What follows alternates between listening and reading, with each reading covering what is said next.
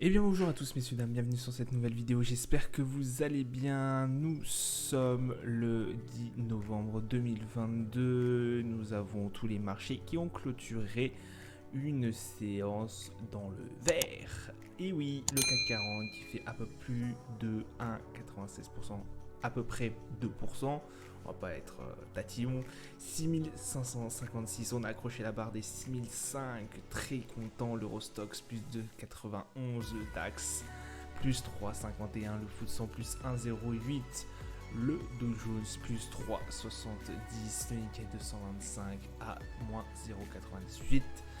On a un pétrole Brent 93 dollars 34, le 11 dollars à 1754, l'euro USD à 1,020 dollars.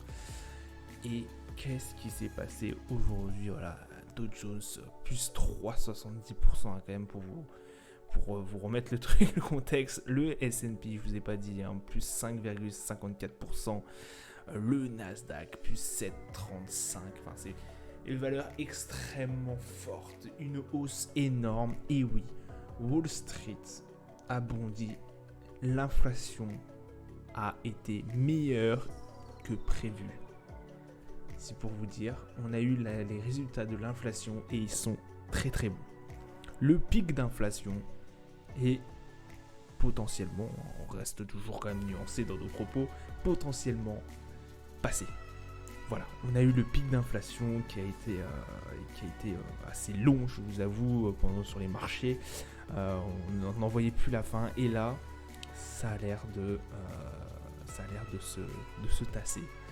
Et du coup, de ce fait, peut-être nous aurons un peu plus de clémence au niveau de la Fed. On tablerait sur une hausse que de 50 points de base sur le prochain relèvement de taux.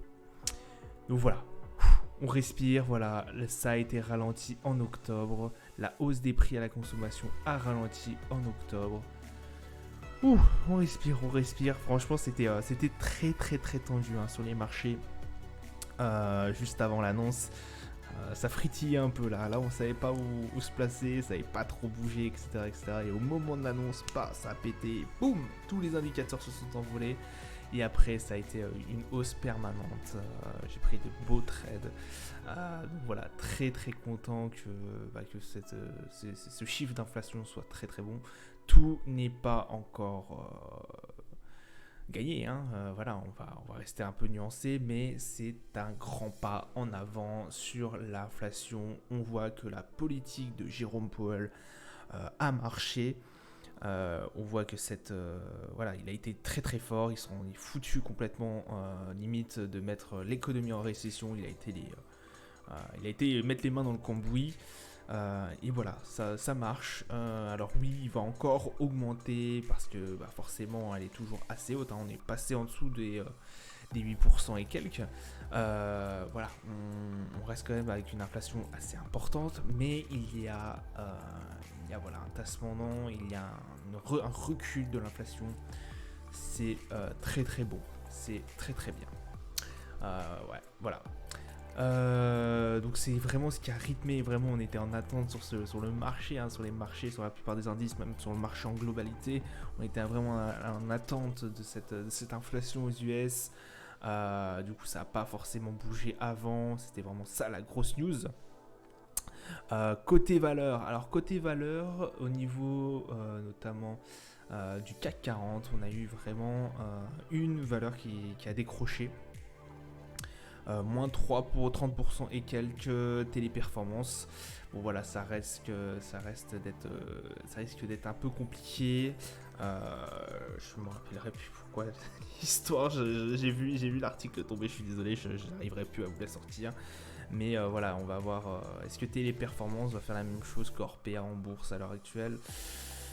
Voilà, méfiez-vous. Je ne me rappelle plus, je crois qu'il y a eu un problème. Oui, voilà. Ils sont en procès, voilà, ils sont en procès dans un pays latino, pardon. Donc du coup, voilà, ça n'a pas plu du tout aux investisseurs. Il y a des soucis de corruption, je crois, là-dedans. Enfin, il y a toute une histoire assez sombre et du coup, forcément, ça en paye le prix. Donc voilà, téléperformance à se méfier.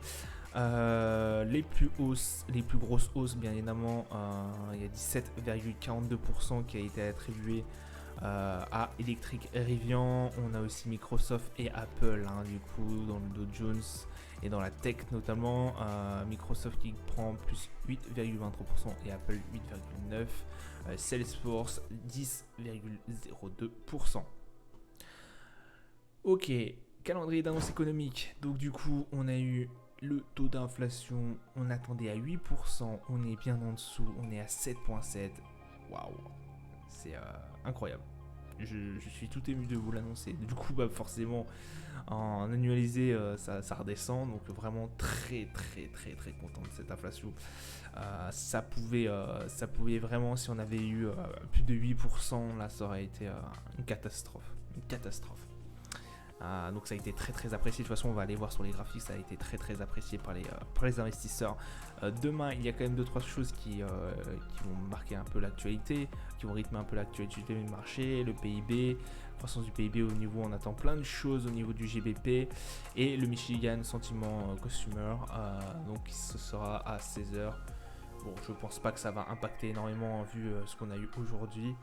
Mais voilà, à regarder en fait, à checker de près quand même. On va se trouver maintenant sur les marchés. Les marchés, c'est une foule. Regardez le Nasdaq, cette énorme bougie bleue qui sort du fin fond des enfers, qui propulse la valeur du Nasdaq à 11 618. Je vous rappelle, on était en dessous des 11 000 et quelques hier, on était même à 11 007, 10 007 pardon, et quelques bananes, on était vraiment sur les plus bas. Là, on retourne vraiment sur les valeurs de octobre, voilà, de milieu octobre, donc ouais, ça fait énormément de bien. Je pense que le Nasdaq va pouvoir se reprendre un peu, voilà, on espère. Croisez les doigts. Dow Jones, c'est pareil. Alors Dow Jones un peu moins puissant, mais quand même, on peut le souligner. Effectivement, le Dow Jones qui a très bien remonté aussi la pente, hier aussi zone rouge, on était un peu dans l'attente avec notamment les midterms qui ne s'est pas forcément déroulé comme le marché aurait voulu que ça se passe. Donc voilà, on restait un peu suspendu en fait à aujourd'hui. Très belle montée sur le Dow Jones. Le DAX, messieurs, dames, le DAX, pareil, hop, on casse par le haut la barre des 14 000 et quelques et on se retrouve dans les plus hauts depuis août. Même nous on a dépassé, août, on est arrivé sur mai, ouais, c'est pour vous dire quand même, là, impressionnant, le DAX, waouh, la montée en flèche que ça fait, exceptionnel. Le CAC, 6576 points, on a clôturé. Plus haut depuis le mois d'août. Alors on avait eu un magnifique rebond au niveau du mois d'août aussi, très beau. Bon, je pense que par la suite peut-être que ça va retracer, on va retracer pendant un petit moment. Enfin en tout cas peut-être que la séance prochaine on va retracer un peu, corriger pardon, parce qu'effectivement là c'est les valeurs sont énormes. Et puis là, c'est maintenant que ça fait plusieurs heures que c'est tombé quand même. Je pense qu'un bon nombre d'investisseurs ont déjà pris leur position. Ça va potentiellement, ça peut retracer un peu, vu la hausse. Je pense au Nasdaq 6 ou 7%. Ça risque un peu de retracer dans les prochains jours. Et puis ça va repartir en flèche en hausse, on espère. Mais voilà, restez quand même assez prudent. Je pense que là, on est vraiment sur un mouvement qui est bien haussier et potentiellement, alors je parle surtout aux États-Unis, comprenez-le bien, je pense que potentiellement on peut revenir sur encore un peu plus haut et voir par la suite après les prochains indices, mais là on est vraiment sur quelque chose de bien lancé. On a des beaux rebonds, voilà, je pense au Nasdaq, au Dow Jones, surtout au DAX, voilà, qui ont des beaux rebonds. Le CAC aussi en fait un, mais je trouve beaucoup moins fort que ce qu'on aurait pu avoir, notamment avec le Dow ou le DAX. Le S&P c'est pareil, très beau, plus 5% et quelques quand même sur le S&P. Voilà, on avait des séances qui étaient un peu monotones, je trouve. Là c'est bien monté, 3959, on a passé cette barre des 3900, cassée par le haut, bien évidemment. Ouais, là c'est grosse barre bleue pour moi en tout cas, très très bien. Alors faites attention aussi au niveau du RSI, je ne l'ai pas montré à chaque fois, mais le RSI qui peut se placer en surachat. Donc voilà, c'est pour ça que je vous dis méfiez-vous sur les séances prochaines qui vont tomber. On peut retracer un peu, mais dans la globalité, je pense, hein, c'est toujours à prendre avec des pincettes. On reste sur des mouvements haussiers hein, maintenant. Voilà, mais après à prendre avec des pincettes, on n'est jamais à l'abri de quoi que ce soit. Le Brent qui a passé vers le haut, alors notamment propulsé par les indices. Bon après la barre des 95,05 a fait qu'ils sont repartis un peu en baisse. On a clôturé à 94,61. Pas grand chose, pas grosse séance non plus avec le Brent. Comme on a pu avoir, en fait on a eu quand même des grosses séances précédentes, hein. Je pense notamment à hier, avant-hier, etc. Même des fins de la semaine dernière on avait une belle barre. Bon là pas grand chose à dire, pas grand chose à faire. Je vous avoue que le Brent je l'ai pas trop tradé ces temps-ci, donc voilà. Pas grand chose à dire non plus, on est toujours dans cette range hein, des 90, entre les 90 et les 100. On n'arrive pas à breaker, il y a juste la 95 qui des fois fait office de résistance et encore, elle est encore dépassée. Hein. Je pense que là cette range elle est pas prête de céder, voilà, hein. De toute façon à chaque fois qu'on essaye de la travailler, ça repart en baisse. Là on l'avait cassé par le bas, on était descendu bien bas en plus à 83$ et quelques vers début septembre. Ça n'a pas fait, hop c'est remonté en haut, on a atteint les 100$, hop on range quoi. Niveau de l'or, les niveaux de l'or, belle hausse aussi, magnifique hausse. Là c'est vraiment, là on enchaîne sur l'or. C'est incroyable quand vous pensez que début de semaine pratiquement, fin de début de semaine dernière, on était à 1600 et quelques balais le 11 d'or, et là on est à 1752. Enfin je veux dire on a fait un bond extraordinaire, j'ai envie de vous dire. Depuis quelques séances, donc voilà l'or qui a passé véritablement cette barre des 1700$.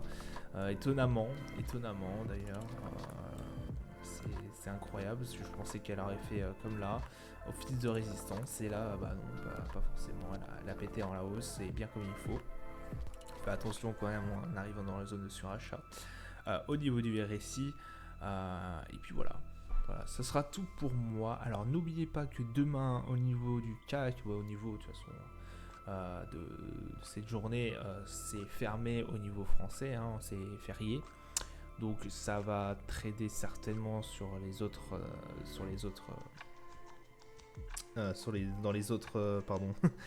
autres marchés, le DAX, etc., le GPP, etc. La City, du coup en fait qu'est-ce qui va se passer? Il risque de pas forcément avoir beaucoup de mouvements tant que en fait on n'aura pas ouvert Wall Street. Voilà, c'était juste un petit détail. Tant que Wall Street n'ouvrira pas, je pense pas qu'il y aura de gros marchés, de marché. Après je peux me tromper. Le CAC je ne sais pas s'il ferme d'ailleurs, je sais pas s'il est fermé le CAC. En tout cas je sais que c'est férié chez nous, donc pas beaucoup d'investisseurs français en tout cas qui seront présents sur les marchés. Mais voilà, je vous souhaite une agréable journée, une bonne soirée, je vous dis à plus tard, ciao ciao.